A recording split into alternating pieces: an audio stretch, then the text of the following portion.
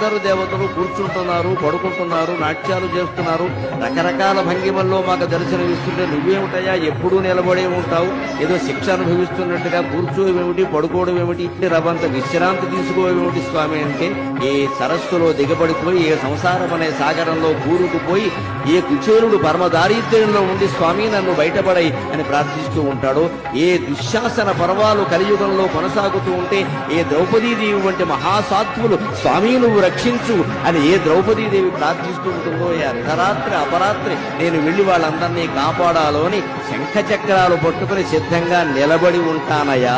పడుకుంటే లేచి బయలుదేరడం కష్టం కదా, ఎవరికైనా దేవుడికైనా.